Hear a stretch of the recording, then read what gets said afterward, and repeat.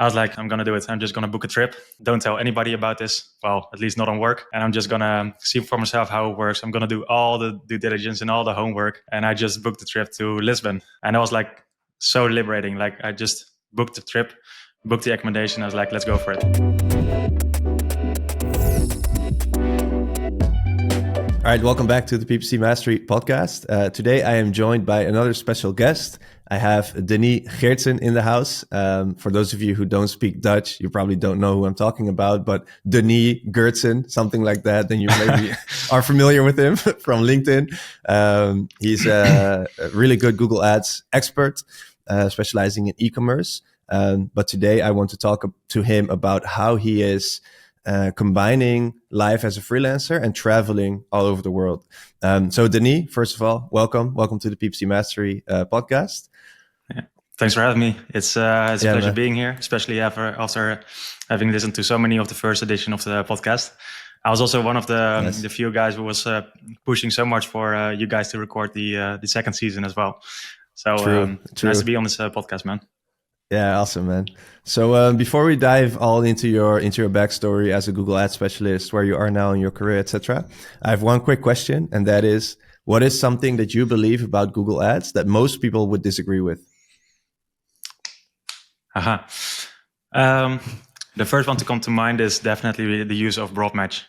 It's there's so much. If you read on LinkedIn, there's so many people who are so against broad match, but I've seen some very promising results, especially in the accounts where you have a lot of conversion volume. Ideally, campaigns where you have over 100 conversions, I see very promising results. So that's something that's definitely an unpopular opinion. It's probably going to trigger a few people, but yeah, I think it's justified. Yeah, sorry, not sorry. All right, man. Hey, Denie, I think the first time we met was at an event in Haarlem. I don't remember actually which event it was, but Ruben was also speaking Thursday. There. Search Marketing Thursday. Yeah, exactly. Yep. And when we met, you were working at an agency, Traffic Builders, but you were already like 1 foot into freelancing because I think you had the ambition of working remotely, which I think you did during the COVID period a little bit. And I think at that time you told me that you have plans of going full-time freelance so that you can, live more of a digital nomad lifestyle. And over the last couple of years that I've followed you, I've seen you all across the world, in Indonesia, Switzerland, I think Spain, maybe Portugal, well, all over. So I think that's a very interesting backstory. Could you maybe talk a little bit about why did you decide to live this lifestyle of traveling? Because as you told me, you're in Indonesia right now, right? Yeah, right now, yeah. Bali. So, where it all started for me is that even before I started working full time, I already had this passion for traveling. I went to Southeast Asia, traveled a lot of countries over there. Went to South America also before I started working full time. And the moment I started working full time, I thought to myself, like, okay, this is it. This is where my passion for traveling is limited heavily, because of course, you're working 5 days a week and you're only limited to, I don't know, what is it in Holland, 25 holidays, and most companies handle a limit of a maximum of 3 weeks in total. And if you're really passionate about traveling, 3 weeks won't do it. So that's the reason why I really thought, okay, this is it. This is I'm only going to do this once every 2 years, making a big trip for longer than a month. So during Corona, I was still working at the Traffic Builders agency, and all of a sudden, just like the entire world, we had to work from our own house. I didn't see my colleagues for 6 months. I didn't see my clients. I didn't see anybody. I was just working at my kitchen table. And we, in the entire world, realized that this works just as easily. It works just as well. And that's when I started to think like, okay, but if I am working from my kitchen table, can I just work from Berlin or Barcelona or any other place, as long as I can preserve my productivity and stuff? So things weren't really going well back then. Corona, of course, hit really hard emotionally as well. You couldn't do anything at all anymore. The relationship with my ex-girlfriend didn't go really well either. So at the right time, the book, The 4-Hour Workweek, came into my life. I started reading it. Nice. Reading is one of the things I did very often during Corona. And I don't know, for some reason, it came at the very right moment. And I was like, fuck it, I'm going to do it. I'm just going to book a trip. Don't tell anybody about this. Well, at least not on work. And I'm just going to see for myself how it works. I'm going to do all the due diligence and all the homework. And I just booked the trip to Lisbon. And it was like so liberating. Like I just booked the trip, booked the accommodation. I was like, let's go for it. So the reason why I really wanted to make this work is because if this works, I can prove to myself and to the company and to everybody else that there's no compromises, that you can actually travel while still doing your work, while still building on your career. And yeah, I went for it. I went for to Lisbon for 10 days. And without telling your colleagues. Yeah, exactly. So this is actually also the first time I'm open about this. So this is like a premiere. But because this happened halfway in 2021, this is already like expired, so nobody can have anything against it anymore. They can't see you anymore. Yeah, exactly. No, the reason why I still did it, even though I didn't tell the company about it, is because I really wanted to make this work. It's not like, I'm trying to sneak out of the work. I want to be extra productive. I want to go all in, double down on the output, and really make sure that this is a working thing. That, again, that traveling and working can go hand in hand without compromises. And it was a great success. There were 2 occasions that I was also almost caught. One of them was, so I arrived on a Friday, and the weather was amazing in Lisbon. But I was sunburned as AF. And the next Monday morning, I came in the Scrum meeting with the entire team. And somewhere halfway during the meeting, someone said, "Yo, sorry, I got to interrupt the meeting. Denie, what's up, man? You look like a tomato." Like, holy shit, fuck, now I'm done. Because it had been raining in Holland for 14 days straight or something. Like, there's no excuse why I was sunburned. So I quickly come up with an excuse that my ex-girlfriend got me to a sunbathing studio, and that it went wrong over there. So they bought it. And one other so you occasion when thought of that on the spot? Yeah, that was complete freestyling. And the second occasion was when I was with my colleagues in a video call, and I shared my screen and I Googled something. All of a sudden, everybody in the meeting saw that I got Portuguese results in Google coming up. Like, yo, bro, why are all your results Portuguese? I'm like, oh shit, VPN is still on. So the 2 occasions. But for the rest, sick. I had more energy, more motivation. Creative juices started flowing, and it was an amazing 10 days. I was like, I need more of this. So, the next trip after that was Bali, but the Bali trip was going to be longer and further away, and you have a time difference to take into account. So, the Bali trip was definitely something that I wanted to discuss with the company. So, I made a whole plan with everything that might be relevant, like co-work places, internet speed, accommodation. Who I was traveling with, so other guys who were also working. I did all the research, and I gave this whole plan to traffic builders, and they were pretty flexible about it. And they said, let's give it a try, go there for 7 weeks and see how it works out. Wow, awesome. I think that's definitely a big plus for traffic builders. So shout out to the team there, sure. Because definitely not all agencies or every employer would give you the freedom to do that, especially with the big time zone differences. Like if you went to Portugal again, then they would probably say, oh, not an issue because it's maybe 1 hour time difference or nothing at all. But then going to Indonesia, 7 hours time difference, I think that also brings a lot of challenges, right? So how did you combine client work and traveling at the same time, being in a different time zone? Yeah, that was definitely also a part of the plan, because that is a big hurdle for making this Indonesia work. So what I actually made sure of, something that I always kept in the back of my head, is I tried to minimize the friction as much as possible. So to my colleagues and my clients, it wouldn't feel like I am in a different time zone on the other side of the world. That for them, it would feel like, oh, Denie might as well have been working from home the entire time. So I made sure that I had 100% overlap of all the hours that I normally work in Holland. So that means that my workday started at 3 in European summertime or at 4 in the European wintertime. And I worked all the way until 11 o'clock in the evening or 12 in the wintertime. So nobody would notice a thing. There's zero friction. I'm always online. I can always be reached. So that was one of the most important requirements for me. So that also meant finding a co-work space that is open 24/7, for example. Right. And how do you then stay productive? Because you started working, you say, at around 3, 4? 3, 4, all the way until the evening. And then I guess it's pretty nice, because then in the morning, up until that time, it's your time, right? Yeah, exactly. So how I spent my days was basically like this. I woke up. First, you do your own thing. You read. You go to a cafe with some coffee. Sometimes, when the waves are good, you can go out for a surf first, and then you're completely energized from all the stuff you can do. The feeling, all the things you like doing in your free time. And then with this big boost of energy, you start your work day. So I was like, okay, let's go.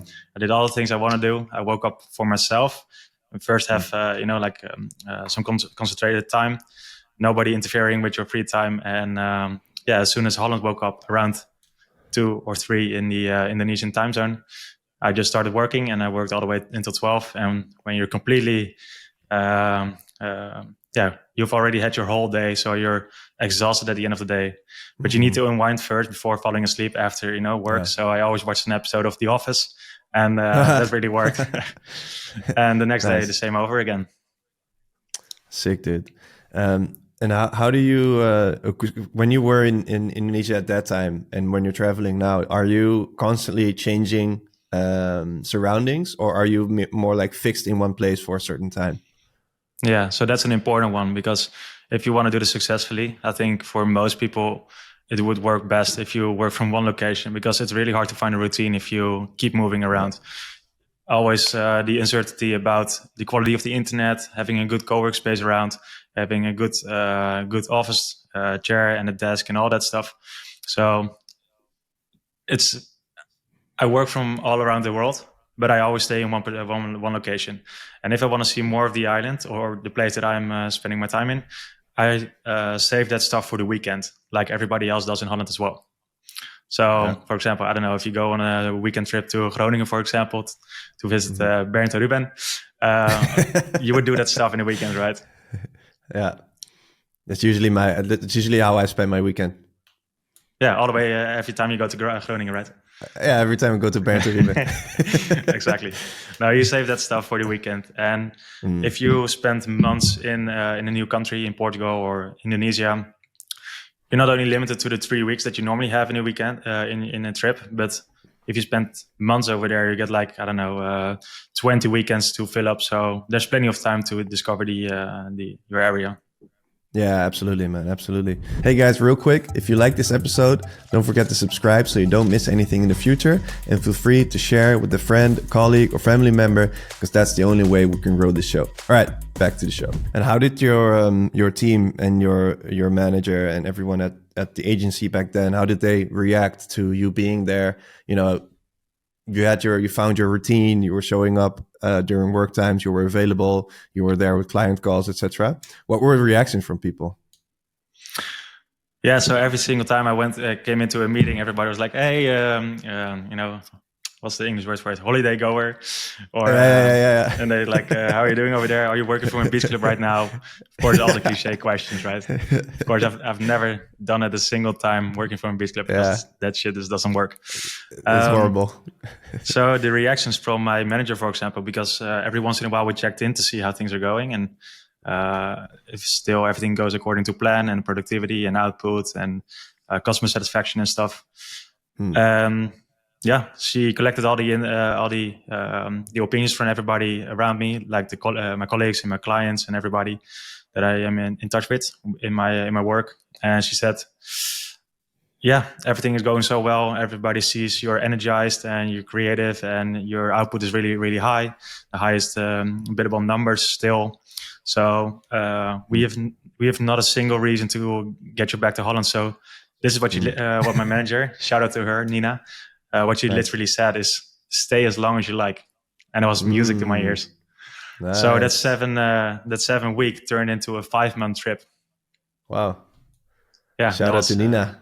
Shout out to Nina, yeah, for sure, man. Yeah. And also to 𝗬𝗲𝗃 𝗧𝗵𝗲. They were very, very supportive, and they loved hearing all the stories, and we're really like, this is great stuff for you, man. Enjoy it as much as you can. Yeah, but it just goes to show, man, if you work hard, play hard, if you have that mentality, and I know you're a high achiever as well, you always want the best for your clients. And I think you have, from what I've seen, you have a really high work ethic as well. If you can combine that, I think a lot of people will just, going to Indonesia, there's all the distractions. You can go surfing. It's nice weather. A lot of things to do in the area, like, traveling around with other people, because there's a lot of other digital nomads in there as well. I think, by staying focused and still making sure that you remain billable and reach the goals of your employer at that time, then they can give you all the freedom you want. And it's also, I think, a good lesson for managers or agency owners listening to this, that you can give your people a lot of freedom. And I think, especially in your case, I can imagine that you started to work even harder because you wanted to prove that this was actually doable, right? Exactly. Yeah. Yeah. So, from then, go ahead. Yeah, that was the main goal for me, to prove to myself, but also to the company, like this works. Like we need to prove to ourselves that this is a working system without any compromises. And that's also the reason why I stick in one place, because I really want to make sure that I am as productive as possible for both myself and the company.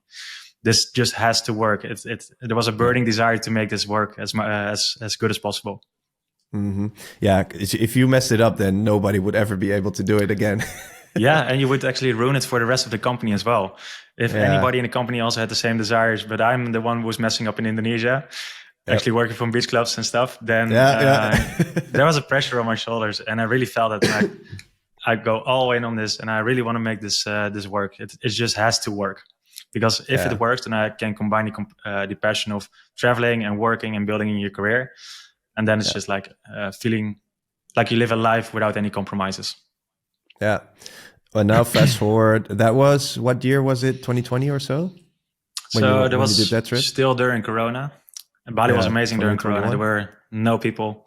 It was basically like a small village, and everybody knew each other. When you were driving on your scooter, you said hi and left and right, and it was just a small village feeling. Now, of course, it's just back to mass tourism. But that was amazing. But it was towards the end of Corona. Right. And that was 2022 in January or something. Oh, yeah. Okay. So about 3 years ago. And since then, now you are, you started freelancing maybe a couple of years ago. How long since that trip did it take until for you to go full-time freelance after that trip? Yes, I really think that my trip to Bali triggered something, because all of a sudden I was surrounded by people who were entrepreneuring online, working remotely, having their own business and their own hustles. And I was like, I felt like I need more of this. Being away for longer, having even more freedom, not having to work until 12. It worked back then, but it's not perfect, right? Like you adjust and you make the best out of it. But working until 12 is kind of exhausting, and sometimes it's hard to wind down. And even the office, you need at least 2 episodes of The Office to unwind properly before going back to sleep. Yeah. So then, how long have you been freelancing now? Sorry, I missed your question. No worries. So I started freelancing while I was still working in traffic builders. Also, in that sense, they're very, very flexible. Another shout out. This is becoming a nice little pitch for traffic builders, but they deserve it. Proper employer branding, right? Yeah, man, for sure. Still until this day, really grateful, because the whole reason why I'm here is partly because they were so flexible back then. But I've been freelancing for, I think, 2 years now. Partly, we're still work for the agency, and I think about 1.5 years ago, I converted to full-time freelancing, because I just wanted a bit more of the freedom that I got a taste from before that.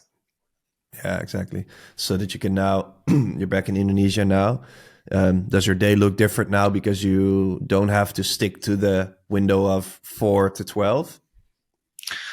Definitely. Yeah. Because now you can actually leverage the fact that you are awake hours before Holland wakes up, where the majority of my clients come from. So you have some proper deep work before they wake up. And you got a few meetings in the first half of the Dutch workday or in my second half of the workday. So you do some more meetings, and very often I stop working around 8. But of course, sometimes you cannot get the meeting to happen in the first half of the Dutch workday. So every once in a while, you get a lost meeting somewhere around 10 o'clock in the evening here, but it doesn't really matter. Like, you still got 2 hours before you fall asleep. Yeah, it's super nice, man.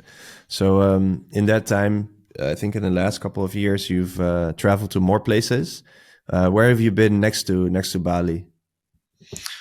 So last year, I think while I was speaking in terms of my moves, I worked from, if you don't take Holland, 7 different countries or something, including the southern neighbors, Belgium, for 2 weeks, but also South Africa, Singapore, Switzerland. Well, of course, a long period in Bali as well, Lombok, to be specific. And also, before the change of years, right before Christmas this year, I worked from Portugal for 3 months, and I'm actually moving there coming year as well. Oh, sorry, this year. We're already in 2025. Because as I said right before we started recording this podcast, is that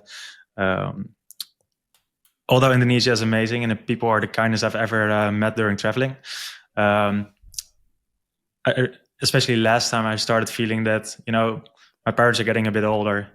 Time with them is not unlimited. And that feeling started creeping up, and I don't want to have any regrets of having missed too much time with them. So I started looking for a location where I have all the benefits of living in Indonesia, but not the 17-hour flight in between, the 1,500 euros every round trip, and the 7-hour jet lag that you have to deal with every single time you move. So I really found that in Portugal. So you got the sun, you got the surfing, a lot of expats as well. And it's only a 2.5-hour flight away, and it's -1 time difference. So that's peanuts. Yeah, perfect. Yeah. Where in Portugal are you looking to get based? So there's this one spot which is perfect, and I think you've been there, and Bob as well. I actually met with Bob I think it was in October, last October. Yeah. We had a coffee at his favorite place called Belangan. I think you know it, right? Like, it's close to that famous hotel in Ericera. Right. Yeah, so Ericera is the place that I'm talking about. Like, amazing surf. Nice. It's only 40 minutes away from the airport. So yeah, it's a sweet spot. Yeah, it's a beautiful place, man. I went there as well 3 years ago. We went on a vacation to Portugal, and we also spent a week. Yeah, too long, man. I'm going back in May as well, because we're organizing a meetup for the PPC Hub. And if you're, I don't know if you are going to be there or in Bali in May. In May, probably still in Indonesia. Yeah. So yeah, but I only miss out because I'm flying back on the 4th of June. So that's a bummer. We'll be back, man. We'll be back. Yeah, exactly. Because you're also going to South Africa and to Denmark, right? When are those trips? Denmark is going to be September. I was going to be organizing something, but it is still a little bit undisclosed. We only mentioned it in the PPC Hub a bit. And then Cape Town is going to be November. Because just like you, I love the traveling lifestyle, and talking to you now, it's like I'm getting that feeling again, because I'm in the Netherlands now. I'm home because my girlfriend is due to get our first daughter in 3 weeks or so. So I have to be home right now. But if that wasn't the case, then now with this weather and everything, I would have been gone already. Would have gone back to Cape Town or to Portugal or Spain or maybe somewhere else warm. So talking to you now, you share all those memories. It's like exactly the same for me. I also what also ignited my fire was the 4-hour work week. Exactly the same, how that was for you. So we have very similar, similar things that we enjoy in life. Yes. And later on in the year, we're going back to Cape Town because friends of ours that we met over there, we went to Cape Town twice, last year and the year before for 3.5 months or so, working from there. And friends that we met there are going to get married. So, I thought, hey, let's also organize something for the PPC community. So we're going to be hosting a meetup there, which is probably going to be the most amazing location ever. Of course. Because there's so many beautiful spots there. So, November, if you're around, come hang out, man. For sure, man. Yeah. There's a reason why year after year it's selected as the most beautiful city in the world. It's just insane. Yeah, it's crazy, man. Like the nature. I don't know if you're a big nature guy, probably, since you love surfing and everything. Yeah, hiking is next level there. So that's probably my favorite place to go to and work from. Also because the time difference is 1 hour, so it's on the other side of the world, which I love. I just love going far. But then same time zone, no jet lag. You can just work the same rhythm, which is super nice. So yeah. The only thing I, of course, I compare it mostly to Indonesia, and the thing, when you're traveling, sometimes you realize how to say this right, like you. What's the saying again? For example, air quality here in Indonesia. Like normally back home in Holland, you're like, you're not even aware or grateful for it. But when you're here in Indonesia and you're driving behind this truck with a rusty exhaust and blue smoke in your face, all that stuff, like that really makes you aware of that you're actually really grateful for the fact that we have clean air in Holland. I had something similar in South Africa when I was there earlier this year around August, which is winter over there. That was actually the first time that I felt like safety is not something that is that you should take for granted, because of course in Holland you don't even think about it, and also here in Indonesia you don't think about it. But here, being in South Africa was actually the first time that I was like, oh shit, okay, so this is something to take into account.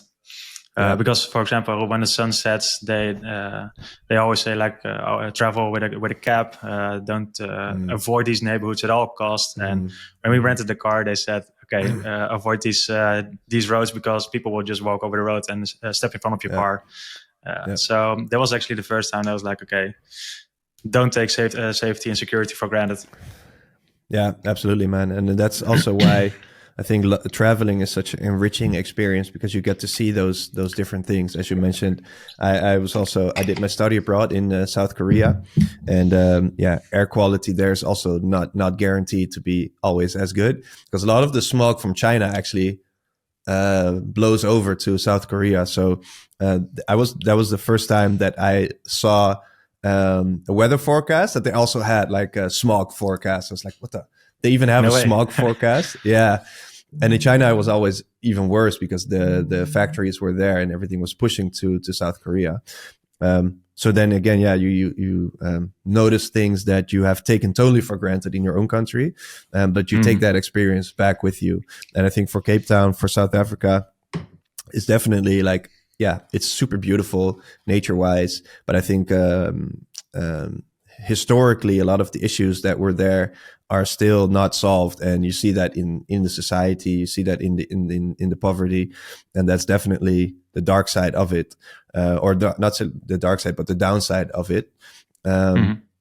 And it is also something that makes you more aware of what's going on in the world, and for all the little things that we always complain about, especially us Dutch people can always complain about the little things, about the weather and whatever. But as you said, we take all those things for granted because it's safe. We have good healthcare. Our children can go to school for free, So, I think traveling just gives you those new perspectives, especially if you go to different parts with different cultures. Yeah, for sure, man. I've never ever thought, when I was in Holland and I hadn't traveled yet, I've never ever thought about air quality, right? Like, how often are you aware of the quality of the air, or feeling safe without even thinking about it, or drinking from the tap?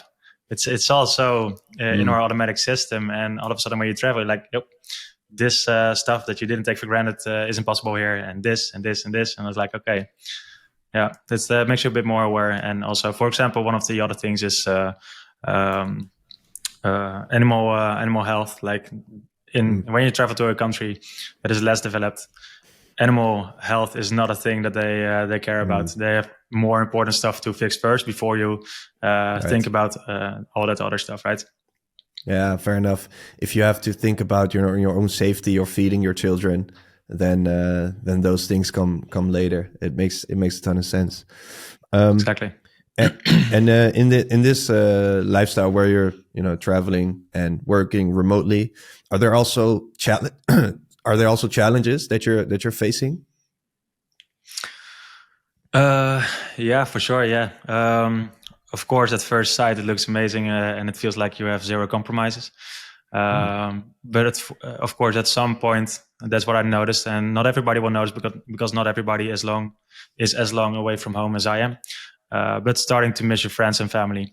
Of course, you make new friends along the road, and you meet amazing people, and people motivate you and all that stuff. You build connections.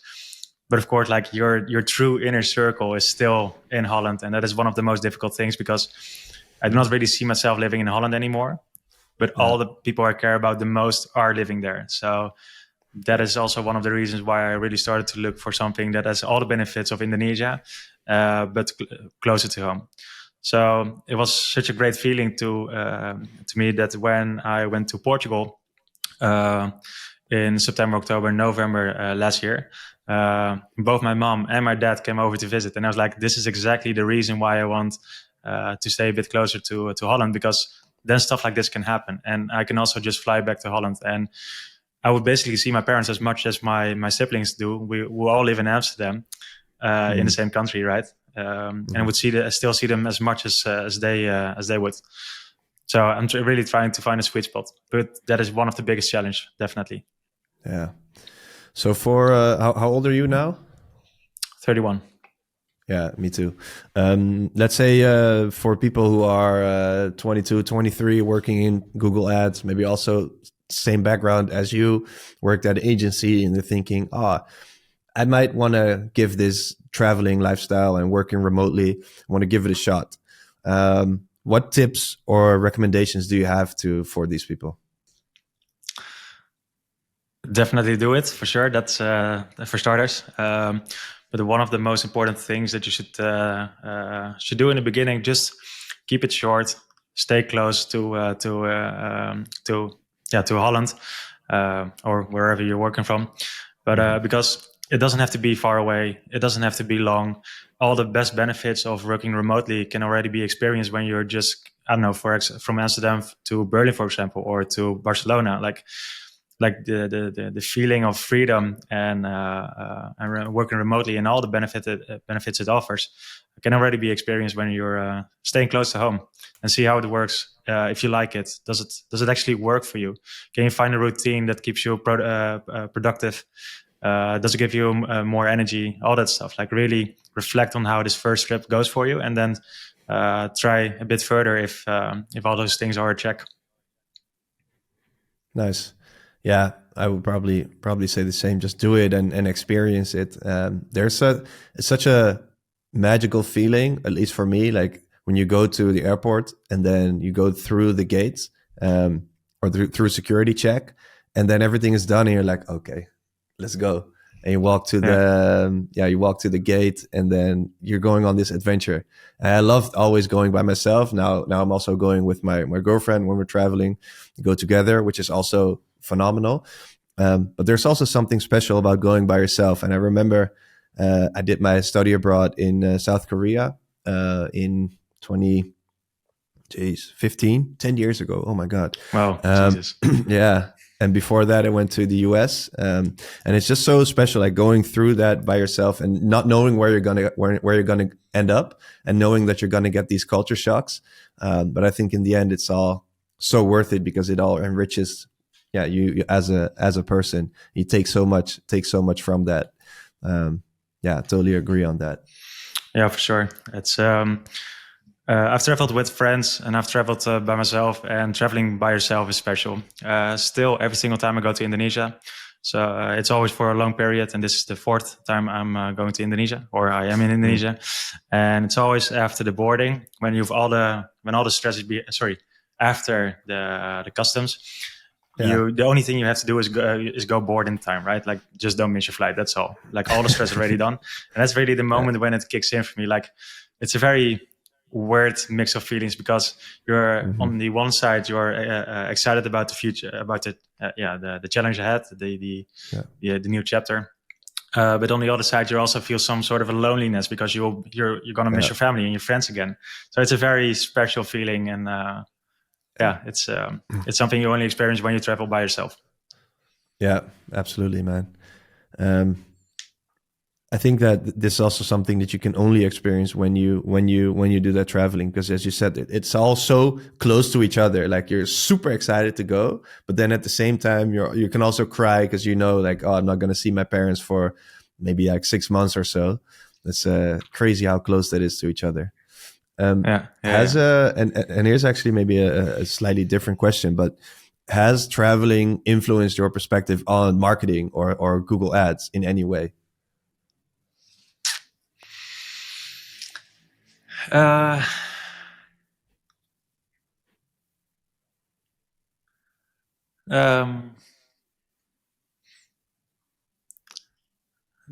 that much, actually.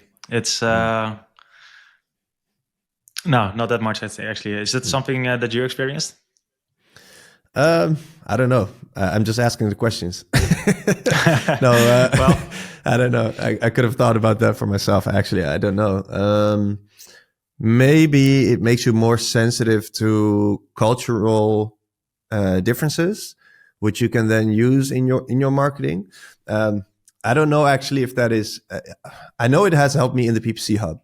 So maybe not per se like as a Google Ads specialist, but as for the community that we have built. I've studied international communication at the 𝗲𝗲𝗃𝗃 University of Applied Sciences in Groningen, and there was one class, and it was intercultural competence, and it was all about different cultures and how do people from different cultures work together, and what is their style of communicating, etc. And I just remember there was different theories on, for example, why people from the Netherlands are much more direct than, for example, people from Italy or Spain are much more indirect. It's called high context versus low context. And I was in a group actually with my girlfriend at the time. We weren't together yet, and someone from Italy, someone from Spain, and we were always like super direct. Say, okay, we got to do this, got to do that. Tomorrow's that's finished, okay. And then the Italian and the Spaniard were always like, yeah, sure, tomorrow's fine, we're gonna be finished. And then tomorrow we're at school, and then they didn't complete the assignment. But then we, through those experiences, you learn that people from different cultures have different ways of communicating. Maybe some people are more shy than others. And it has taught me that there are different ways to approach different types of people. So now in the PPC Hub, for example, if I'm talking to someone from India or someone from Indonesia, I tend to speak differently to them than if it's a Dutch person, because us Dutchies, you know how it is. We're like super direct. Even though if you have a personality in the Netherlands where you feel like you're not direct, if you're talking to someone from Indonesia, for example, you're still super direct. Yeah, so, for sure. And I definitely agree. It's not something that specifically for digital marketing, but definitely in doing business in general. The differences in how other people communicate and how they behave, because it's not just Indonesians that you're dealing with here in Indonesia, especially in Bali. Like, it's people from all over the world, like Americans. This is basically a gather point for all nationalities in the world, like German, Asian, other Asian countries, America, Australia. They're like the Dutch people of this of the West. Of the East. True. So yeah, definitely, that's definitely true what you're saying. So yeah, I haven't really noticed it specifically for advertising, but definitely in a general context, for sure. Yeah.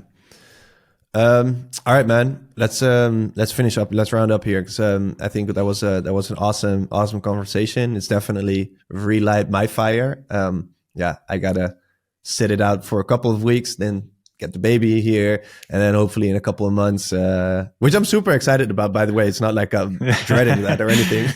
Yeah. So when is your girlfriend? But then mid-February, so 3 more weeks. So around the corner. Or actually, damn. Yeah, almost. Are you mentally prepared for everything that's coming? Probably not. Yeah, no, even if you think you are, you're not. Yeah, exactly. And I know for a fact that you can only do so much to prepare.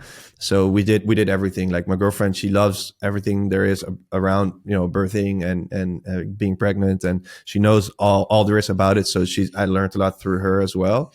And we did the birthing course, etc. But I think, once the baby is here, then you got to figure it out at that time, especially after the initial people who help you out are gone. Then you're just at home together with the baby. Like, now what do I do? Exactly. There's no way. I think you can't really prepare for that. And what I'm most excited about is just seeing how our routines are going to change, like daily routines, and how we can fit having a baby inside of those routines. And then once she is a little bit older, we can start traveling again, which I'm also super excited about, because that's going to be, I think that's going to be super special, man. Going to new places, to the old places with the next generation. The whole baby adventure is going to be very similar to Google Ads. Like, of course, you can follow, going back to the nerd style, but of course you can follow Google's Google Ads certificate program and, learn all there is, follow the entire course, but you're only going to learn it while doing it. Hey, true, man. That's a proper life lesson, man. Perfect. It's true. It's true. All right, cool. All right. So one closing question, Denny. If you had to give PPC experts one tip that could improve their careers, what would that be? It's a cliche one, but never stop learning. It's personally, I really started reading during Corona. That's when this new hobby came to life. And one of the books that I read was the 4-Hour Workweek. It's on the table over there, like a Bible. And from that moment on, it sparks even more curiosity about what more you can learn. And that became a never-ending circle. Awesome. So yeah. Never stop learning, guys. All right. Well, you heard it. You heard the man, Denie. Where can people follow you, by the way? That'll be just LinkedIn. LinkedIn, cool. Yep. Keep an eye on what he's doing. He's building a lot of cool stuff, and he's sharing golden nuggets every single day. A lot of video and text-based posts. So definitely, guys, follow him. And Denie, thank you very much, man. It was a great chat, and I hope for you listening that if you have the ambition to just go and travel and see the world while working as a Google Ads Specialist, just know that it is definitely possible. You've seen it from Denie's story, you've seen it in my story, and it's definitely an enriching experience for your life. So thanks, Denie, for sharing your thoughts with all of us. One last note. Whenever you are thinking about traveling and working in the whole remote working thing that we've talked about, feel free to slide in my DM and ask all the questions you want to know, because I know how much this has given me since I've started doing this. So I'm more than happy to help think along with all the questions you have. And thanks for having me in on this podcast. Again, such a pleasure to be here because, as I said, I'm one of the groupies when the first season of PPC Hub podcast went live. So, looking forward to all the other guests as well. Absolutely, man. All right. Well, guys, you heard the man. Don't forget to like, subscribe, all that stuff, and we'll catch you in the next episode. Peace. Cool. See you later. All right. That's the end of this episode of the PPC Mastery Podcast. I hope you enjoyed it. And if you don't want to miss any future episodes, we're going to be back next week. Then don't forget to subscribe and share with a friend, family member, or a colleague, because that's the only way we can grow this show. Now, there's 2 more things I want to share with you.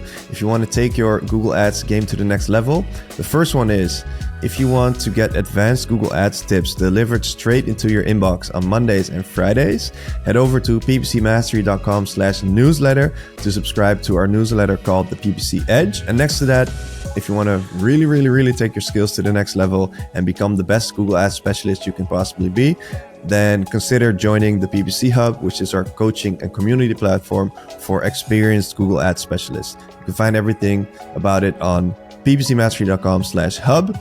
And with that said, I'll catch you in next week's episode. Peace.